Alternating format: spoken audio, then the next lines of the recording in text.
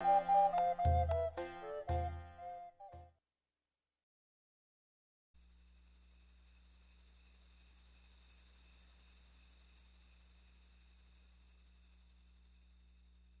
have this friend, and on her last visit to Vancouver, she met this guy named Ahmed at this fashion show at the Hungry Eye. It's this club downtown. And Ahmed was wearing this pendant with a glow in the dark hand that his friend James made for him. James makes all these great things out of metal, usually, like fruit screens and miniature chairs. And he works in the studio with Bill, who made this wall out of soccer balls, deflated soccer balls, with Jay the dancer. And Nancy's in the studio too. She's a costume designer, and Robin, who works with pastels, and her sister Kelly, who's a painter too. And Kelly's who my friend went with to this club. And Kelly's friends with Robin and Bill and Ahmed.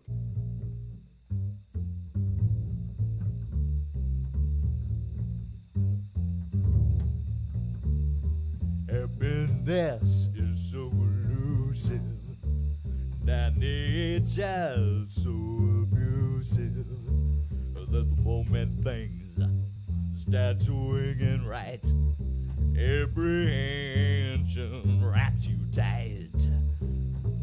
'Cause chances are the next condition you'll be in will be contrition for that innocence and fresh delight that somehow, somewhere turns so trite.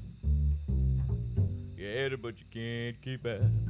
Get it, then you mistreat it. Lose it, then you feel stupid. Hey, pal, that's not Cupid. Anyways, my friend was talking to Ahmed, and they started to dance because they were bored and everybody else seemed to have better things to do. And he was telling her about how he escaped Iran and how his sister was killed there and how he lived in Japan for 2 years under this Italian passport and how he came to Toronto and hated it and lived in Vancouver and is trying to forge his career in fashion design. And he was wearing some very hip clothes. Not gothic like the stuff that they were seeing at the fashion show, you know, that sort of vampire theme with fake blood and everything. Anyway, Ahmed had this dream, this story, this idea for a film. And it goes like this.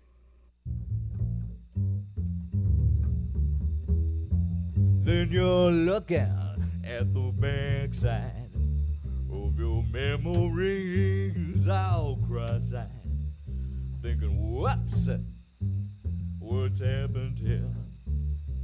I was just having a beer when my life fell out to pieces.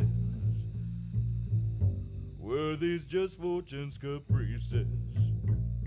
This guy walks across the desert, and it takes him maybe 4 to 5 days to get across. And for this entire time, he hasn't eaten a bite. And once he gets to the end of the desert, he gets to the store. He goes into the store, and behind the counter on these shelves are these loaves of bread. So he puts his money down and tells the guy that he wants to buy a loaf of bread. But the guy says that he doesn't take money, he takes fingers. So the guy cuts off a finger, hands it to the guy, and gets a loaf of bread. He wolfs it down, but he's still hungry. So he cuts off another finger, gets another loaf of bread, wolfs that down, and he's still hungry. So he cuts off another finger, gets another loaf of bread, wolfs that down, but he's still hungry. Soon enough, he's cut off all of his fingers and has eaten 10 loaves of bread. But he's still hungry. And the guy behind the counter takes pity on him and gives him a loaf for free. But the guy can't eat it because he doesn't have any fingers left to hold on to it with. Get it, but you can't keep it. Get it, then you mistreat it. Lose it, then you feel stupid. Hey, pal, that's not Cupid. Chase it till it's all scattered. Wear it till it's just tatters.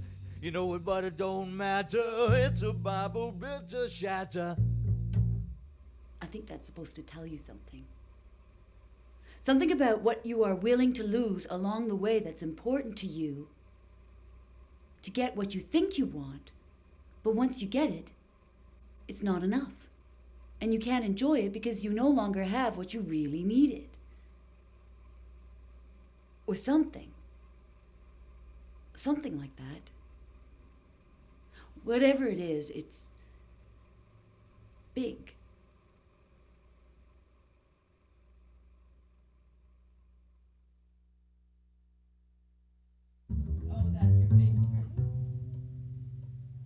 From smiling too much. Yeah, well, it was true.